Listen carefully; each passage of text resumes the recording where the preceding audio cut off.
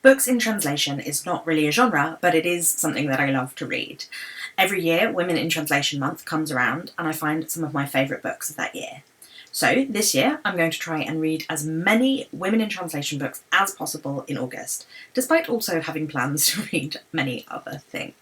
I have several books that I have collected for this vlog. I'm really excited to read more Women in Translation, as I said. I have several different types of book for Women in Translation, and I also have bought 3 more, which are currently on their way to me.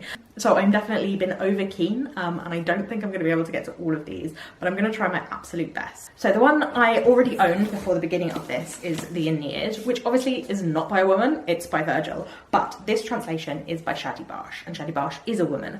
And I think that we are not only celebrating women who have been translated into whatever language we tend to read in, but also women who are translators. And I think something that's a classic like this, something that has been translated so many times, it's always interesting to read a new translation. I also got a couple of books out of the library, both of them big hitters in terms of women who have been translated. So we have Drive Your Plough Over the Bones of the Dead by Olga Tokarczuk. I think it's pronounced Tokarczuk, which is translated from the Polish by Antonia Lloyd-Jones, and winner of the winner of the Nobel Prize for Literature, so a big one. And then I also have My Brilliant Friend by Elena Ferrante, which I'm sure you will have heard of. This is one, I am going to Italy later this year, so I want to read some Italian literature, and this one was translated from the Italian by Anne Goldstein. And as I said, I've got 3 that are on their way to me, but I also have 2, did I write it down? My Kindle? I don't really need to show you my Kindle, but I have 2 on NetGalley, and those are the 2 I'm planning on reading first. I have Lost on Me by Veronica Raimo, which was translated from the Italian by Lia Janeczko, and I also have Wound by Oksana Vasyakina, both of which I am hoping to get to soon because they both come out fairly soon, so I need to read them to review them on NetGalley. So those are the plans, the reading plans, plus the other ones that I will talk to you about when they come in. So together that is 1, 2, 3, 4, 5, 8 books. I normally do 4 or 5 in a video, so we'll see if I manage to make it to 8. Hello, so I'm going to review for you the first 2 books that I read by Women in Translation in August, but to be perfectly honest, I thought I'd already done this, and turns out I hadn't, and it is now September, hence the turtleneck. So this is probably at the beginning of the video, but I have finished all of the books by now. But the first 2 books I read were 2 ebooks that I had from NetGalley, and they have both came out in August, so I had to read them right up front, and that was Wound by, oh fuck's sake, I keep forgetting this person's name. Wound by Oksana Vasyakina, which was translated from Russian, and Lost on Me by Veronica Raimo, which was translated from the Italian. And it was interesting reading both of these books back to back because they are very similar in subject matter, but very, very different in tone. So Wound is about a queer woman living in Russia who has recently lost her mother. And the story is kind of a nostos for her, taking her mother's ashes from the place that she died back to Moscow where she lives, and then back to their homeland in Siberia. And it is very kind of fluid in terms of the way that the story is told. This is the central through line, but our characters' thoughts roam around her life, and we hear her life story, her growing up with this difficult relationship with her mother, who was an alcoholic and who was also in many abusive relationships. Also her being a queer woman in Russia. And there is a lot of sort of look at memory and how one can be an unreliable narrator to oneself, hidden memory and things that have been lost and dislocated, the way that trauma alters the way that we perceive the world. It is also about her dysfunctional relationships with all of the people in her life and how those have been formed by the core dysfunctional relationship with her mother, a woman she was obsessed with but who had a very difficult relationship with at the same time, and that leads into all of her relationships with other women. It is autofiction. It is very similar to our main character is a writer who was talking about writing this book, and so there's a lot of like meta-narrative there about her writing this book and about how she's struggling to end this book, because if she has to end, then she's letting go of her mother. That will be like the final release of her mother and acceptance that her mother is no longer with her. And so that the strength of that grief and of feeling very uncomfortable with reality permeates throughout the book. She's also a poet, and so there is a lot of poetic language. A lot of the prose reads as like almost a prose poem, and a lot of beautiful or atmospheric descriptions of her emotions and how those are reflected in the setting, the landscape, the scenery, and the urban landscape as well, as she is travelling through it. It's kind of a mishmash of different things. There are moments when she just jumps in poetry or literary criticism, like feminist literary criticism in Russia, and it was really interesting to read about. I've not read like literary criticism from Russian critics, and I thought that it was a really interesting thing to have inserted in there, and it was almost a delaying. She was often abstracting or focusing on intellectualizing, and we could see the way that like the emotions were being pushed to the edge and were leaking in. As I said, Lost on Me by Veronica Raimo is similar in that it is also about a woman who has recently lost a parental figure, this time her father, and her experience growing up with another dysfunctional family, this time in Italy, and also her relationships, but this time with men. And so it had a lot of like similar themes and similar ideas, but Lost on Me is very, very funny. It is kind of that wry, dry, witty humour that I really enjoy, with a touch of absurdism as well, which is definitely my perfect type of humour. So I enjoyed it. It was very ridiculous, people doing over the top ridiculous things but being taken in a very dry manner, and I really enjoyed that. She also has a dysfunctional relationship with her mother, who is obsessed with her brother, you know, Italian mothers and their sons, and with the obsession that he might die, and he is the genius, he is the perfect person in this family, and she often feels overlooked. But then we also see sometimes how her memory is faulty, and how the things that she sets precedent by, or the way that she has perceived things in her childhood, is not the same as the way that everybody else experienced them. So it talks about that. It also talks about writing, and is again autofiction, so there is a lot about her writing this, and how writing alters memory, her brother also being a writer, and their relationship as sort of antagonistic, competitive, but also like weirdly they like take on each other's writing or edit for each other, or like publish things under the other's name, and there's a lot of concept of identity and switching, and what it means to be a sibling, and also how siblings' relationships and siblings' experiences of the same things can be so radically different. But she kind of avoids the subject of her father, and it only slowly comes out that he's died, and other secrets about his life. And they are always kind of at the periphery. Again, our main character seems to be using humour to avoid them, and those things, when they seep in, we can see the way she is not okay, the way she is again dealing with grief, and also coming to terms with who her father was and her own understanding of her father. He was a very strange man who put up walls in their small apartment, so all of the rooms got smaller and smaller, and the sense of being trapped and the sense of walls in between people, it's all very metaphorical, but it never feels heavy-handed, and I think that's because of the lightness of touch that comes with the humour that she uses as well.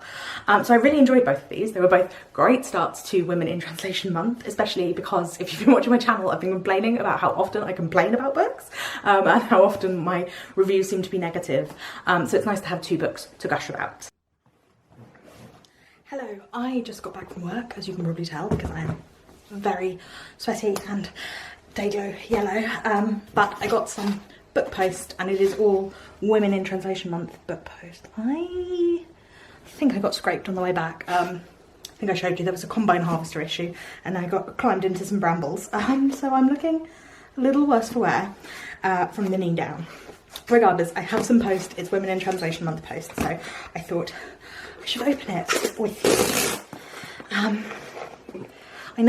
I hardly ever buy books, so this is exciting. It looks really small considering how I bought 3 books, so they're all quite short, which I think is probably a good thing considering how many I'm trying to read this month. Hang on a sec, I just need to recover. So the books I have Kitchen by Banana Yoshimoto, which I saw loads of on Instagram. 2 Tales of Mothers, Transsexuality, Bereavement, Kitchens, Love and Tragedy, first published in 1987 in Japan, and this is translated by Megan Backus. So looking forward to that one. Diary of a Void, which came out very recently, like last year I think. Oh, English translation 2022, yeah, so last year. And I have been wanting to read it since I first heard about it. This one is also Japanese, translated by David Boyd and Lucy North. And so this is about a woman who is an office worker, and in order to be treated better, she starts to pretend that she is pregnant. So this one is also about gender in Japan, but in a different way. The final one I have here is Agua, Viva by Clarice Lispector. I wanted the other edition, the one where you get 4 of her books and it makes up her face, and they're all different shades of red and orange. I can't remember what editions they were, but they didn't have them on bookshop.org, so I had to get the modern classics. I didn't realise quite how tiny this is, but Nathan from Nathan's Nook and Sophie from Biblio Sophie, and loads of people on Bookstagram have been talking about Clarice Lispector recently. I don't know if it's like suddenly I've become aware of her, so I'm just seeing her everywhere, but I'm looking forward to trying this 88-page wee novella. Yeah, but as I said, I'm exhausted. I am so exhausted. I need to shower because I have to go and get an x-ray today, and then I have to go out for dinner because my boyfriend's sister is moving away out of the country. So it's her leaving dinner. So I have to go get myself prepared for both of those things. Hello, I am halfway through Drive Your Plough Over the Bones of the Dead by Olga Tokarczuk. And I'm really enjoying this so far. I didn't really go in with any, or I went in with expectations of enjoying it, but I didn't go in with any like plot or what it's about expectations as such. And it's definitely stranger than I thought. We are in the perspective of this older woman who is a teacher, and there's definitely something that happened in her past, and we're not sure what that was, that caused some sort of strangeness, and she now lives in this very isolated community. And at the very beginning, they find a dead body of a man who presumably choked on a bone, and it has kind of murder mystery elements, a kind of organised crime under feeling going on, but our main character is kind of not oblivious but uninterested in that, and so that's not what's at the forefront, it's just in the background. Whereas at the forefront, it's her and her like strong feelings about like animal rights and her obsession with astrology and her own like cantankerous nature, and I'm really enjoying the writing. There are really random capitalizations throughout, and she's translating Blake with this guy who works in the police, and he's doing most of the translation, and I don't know Blake well enough to know if that is a Blake thing, those random capitalizations, because they appear in the poetry as well, and I wonder if that's in relation to that. But yeah, I'm really enjoying the writing. I'm finding it really kind of funny, in a like wry, amusing kind of way, and I'm finding it very easy to read as well, very compelling, and with some lovely like description of nature and some like kind of ridiculous, like there's a ghostly feeling to it too, which, you know, I love a ghost story, so I think I'm gonna really enjoy this one. So I'm gonna do something I'm quite excited about today. I'm going to my friend's house. She lives in Reading, and she recently got 2 kittens, 2 ragdoll cats. So I'm gonna go meet the cats. We're gonna go play with some kittens. And I'm taking my books with me, obviously. It's a long train ride from here to Reading. In the end, I found Drive Your Plough Over the Bones of the Dead to be a fairly predictable read. If you're going into it looking for a twisty crime thriller, then I don't think this is the one for you. Everything that happened was very clearly laid out to be going to happen. But I don't really think this is a twisty crime thriller. It is much more an exploration of loneliness and of morality and of the psychology of one older woman. This is another book with an unreliable narrator, unreliable perhaps even to herself. She seems scatty and distracted and dismissible as an older woman. She is often dismissed by the other characters in the novel, but she has a very specific drive, a very specific perspective, and this affects our outlook on what is happening. It is a book that deals with morality and obsession, and one that does so in a really compelling way. It also has some really lovely, beautiful nature writing, and really stunning prose in general. And whilst I didn't find that this one really captured me, it is one that I enjoyed reading. Next woman in translation that I plan to read is Agua, Viva by Clarice Lispector. This one has been translated from the Portuguese by Stefan Toga. And Clarice Lispector is a Ukrainian Portuguese writer from the middle of the 20th century. This book, the summary is a little strange. It is Lispector aims to capture the present with direct and unfiltered meditations of everything from life and time to perfume and sleep, which is strange and hypnotic. So this is not going to be a plotty novel, and it is also the shortest novel on the list. It is only 88 pages. So I'm going to give this one a go, and I will get back to you. Hello, I just woke up from an accidental nap on my sofa, so I'm feeling a little spacey, which I think may be the correct headspace for reading Clarice Lispector.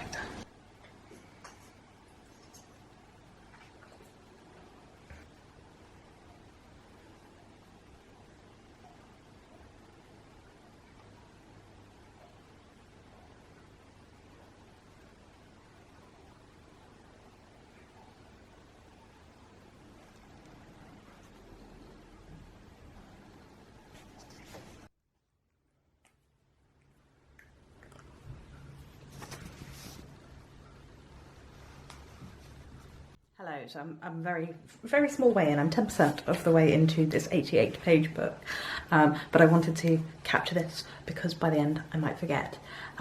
But the book is about, to begin with at least, about the instant and what it is to be in the present, and trying to capture the present through art, and how we only have the present, but also the present is impossible to distill or to own or hold on to.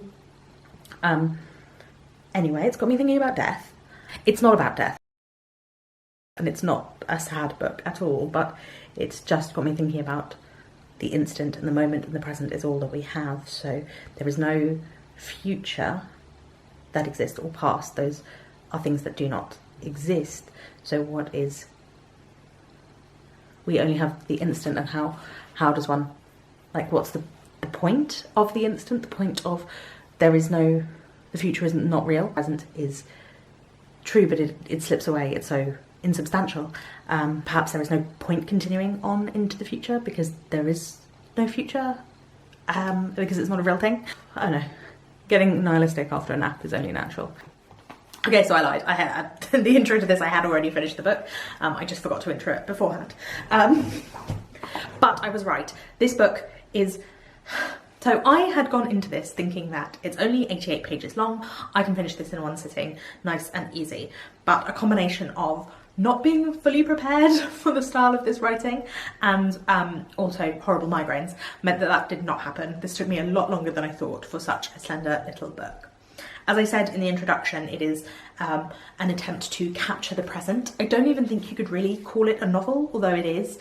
We do have two characters. Our main character, who speaks in first person, who is the person aiming to capture the present, who is a painter, and then the you to whom she is speaking, who has had some sort of relationship with her in the past, but it seems that that relationship is over. And those are the only kind of concrete details. Everything else is very a stream of consciousness in the truest sense. She is aiming to put down everything that she is thinking as she is thinking it, but then talks about also the ways that she is censoring herself, and very much talking about the writing. Reading this was, as I said, a strange experience for me. I actually had horrible sleep paralysis in between the 2 days of reading this, and I feel like it's partially Clarice Lispector's fault. That may be unfair, but that's what it feels like, because some of this book felt like sleep paralysis or like a dream. It's very bizarre, and I've also now read this book twice and read multiple passages of it twice because it took so much for my brain to kind of work around it. Sometimes reading this felt like meditation, in that I would be reading and I would kind of disappear and I'd have to draw myself back to the words on the page and to start paragraphs over and over, as I had like lost my train of thought or lost her train of thought and had to come back to it. And some of it felt difficult and slow moving, and some of it felt like being washed over with this beautiful writing. It felt like there was I've talked a lot about how I don't like books that give the reader too much, and this gives the reader so little. It's like the opposite end. But in terms of like help with reading the book, it gives you a lot of thought. It gives you a lot to think about, and it gives you a lot of beautiful writing. The writing, in some ways, this might be a strange comparison, but the writing reminded me of Pablo Neruda in terms of like Canto General or even 20 Poems of Love and A Song of Despair. It had the way that it played with tenses and the way that it played with like what is past and what is present, and kind of just the formation of the sentences reminded me of Neruda, who is also a South American writer from a similar time period, slightly earlier, I think.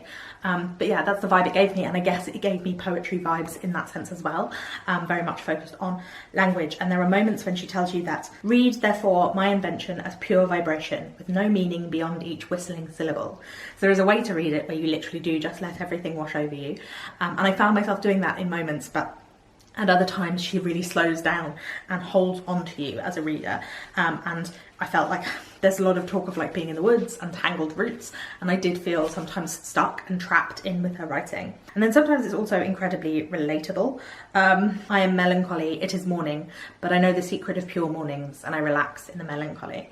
There's just a lot that feels relatable, but also other stuff that is so abstract as to be very distancing for a writer. One of the bits I've highlighted is just her saying, I'm thinking about turtles, which same.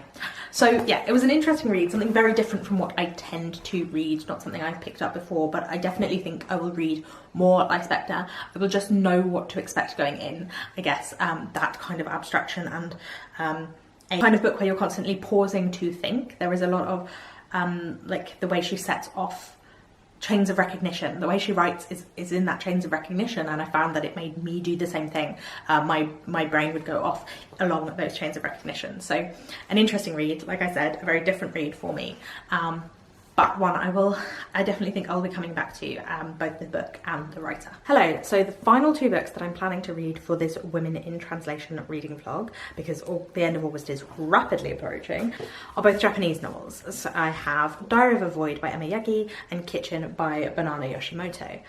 So Kitchen is, I think, kind of two novellas kind of put together. They are interconnected novellas maybe, about mothers, transsexuality, bereavement, kitchens, love and tragedy. Yeah, that's literally all it says, apart from like that it won awards and stuff. But I've seen loads of people talking about this on Bookstagram. I love the cover. I enjoy it, and it's an international bestseller, so we'll see how that goes. And then the other one is one that I talked about ages ago before it was coming out as one I'd be interested in reading, and I've only just got around to it, which is how it always works for me, is the Diary of a Void, as I said. This is about a woman in Japan who is working in an office, and she gets treated kind of badly, and she decides to pretend to be pregnant in order to stop people talking badly about her, and to like stop having to do tasks she doesn't want to have to do. But she kind of just keeps going with it and keeps going with pretending to be pregnant for a lot longer than makes any sense. So I'm looking forward to reading this one. I think it's quite strange. It's translated by David Boyd and Lucy North, and this one is translated by Megan Backus. So yeah. So I'm going to dive into some Japanese culture now and read both of these, and I'll let you know my thoughts along the way. Halfway through Kitchen by Banana Yoshimoto now, and that means basically that I've read the novella and I haven't read the short story that is attached. I think they are connected, but they are definitely separated out as well. There is like a new title page, and I am enjoying it. It is a lot lighter than I thought it would be. I wasn't really sure what it was going to be going into it. I knew it was kind of a coming of age story, but it is a story that very much deals with grief, which seems to be the theme of my Women in Translation month reading. Anyway, it deals with our main character. Grandma has just died and she is an orphan, and this boy asks her to move in with him and his mother, and it deals with ideas of gender as well, because his mother is transgender, and so it is a look at that and their relationships, but in a very, very light touch way. It never feels, there are moments of real violence, but they are all off the page, and there are moments of like action, but again they all happen outside of our main character's focus.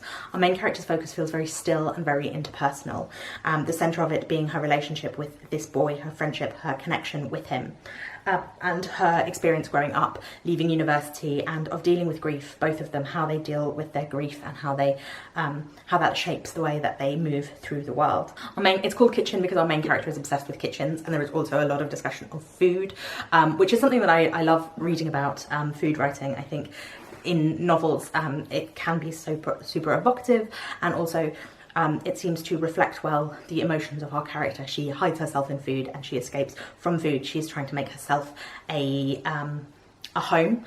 Food, the connection between food and the kitchen and feeling at home. She feels most at home in the kitchen, and when her grandma dies, she sleeps on her mattress next to the fridge, because this is the only place that she feels safe and at home, and there is a repetitive theme and motif of the kitchen, of it as the heart and the centre. I watched the rows of windows in the tall building across the street from the bus stop, suspended, emitting a pretty blue light. The people moving behind those windows, the elevators going up and down, all of it, sparkling silently, seemed to melt into the half darkness. It's really lovely and atmospheric, and I look forward to reading the short story as well. I can't be bothered to sort out my tripod, so I am squatting. We have friends coming over for dinner tonight, so I am making some dumplings. This is my second time making dumplings from scratch, so hopefully they go a little better than last time. They did pick up and were better towards the end rather than at the beginning, but hopefully my folding technique is still with me and I will be able to make them. I cycled so much this week, this squat is killing me. The short story in Kitchen is only thematically related to the novella. It doesn't carry over any of the same characters or the same plot. It follows a girl who is also dealing with grief. She has recently lost her boyfriend, and her boyfriend's brother has obviously recently lost his brother, but also his girlfriend in the same car accident.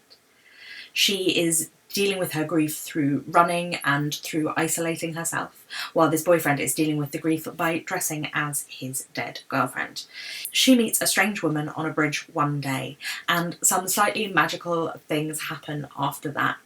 But it is just an exploration of how she feels after having lost her boyfriend, and how she deals with the grief, how she comes to terms with it, and how she continues on with her life. It had the same sweet melancholy as the novella, a sadness that pervaded it, but with a tinge of hope and comfort, and was a really lovely read despite the difficult subject matter. I really enjoyed reading it. I really enjoyed the tone of it. I thought that the writing was absolutely gorgeous. What motivated me was probably that little light still left in my half-dead heart, glittering in the darkness. Yet without it, perhaps, I might have slept better. It also continues the theme of food and has some wonderful food writing in it. And overall, I just love this book, and I definitely want to read more Banana Yoshimoto. I'm halfway through reading Diary of a Void, and it is a little different than I was expecting. I think what I was expecting most was a similarity to Kim Ji-young, born in 1982, because it talked about like the treatment of women in the workplace and pregnancy and motherhood and how that relates to femininity and treatment of women. And it is definitely about this woman in the workplace. And there are moments of the way that she is treated, but it's very much, feels more over the top than Kim Ji-young, and we are specifically inside the head of our main character. She's a very detached, strange character, and I guess that is what you'd have to be in order to concoct this scheme to pretend to be pregnant. It's very, very readable, very fast-paced and kind of compulsive. It feels, because she's doing something so ridiculous, it feels like you can't stop turning the pages, and also at the same time it feels kind of soapy and kind of fun. It's very fun to read about this extreme thing that she is willing to do. However, it has been very mundane so far, and I definitely think it's going to get more unhinged, because I think I've been warned that it will be unhinged. But yeah, super, super readable. I think there is often a prejudice that translated fiction is and sometimes it is. The Clarice Lispector was hard work, but this is just like a fun, soapy novel that is ridiculous and overblown, and I'm really enjoying reading it. Hello, off to London to see my friends, to go to the Tate Britain, and to hopefully have a Malaysian curry for lunch.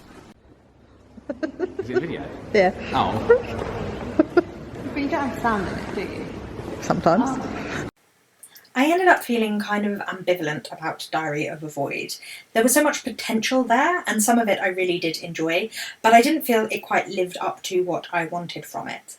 It was quite strange in some parts, and the idea of her faking this pregnancy, how far she was willing to take it, and how that was actually manifesting in real life, I thought was really, really interesting. But in terms of the conversations, the political conversations, the conversations about patriarchy and women's bodies, and the chores and jobs expected of women in a strict patriarchal society, I don't think it really went not necessarily where I was expecting, but where I would have liked it to go, because our main character is actually quite removed from this experience, because she's faking it.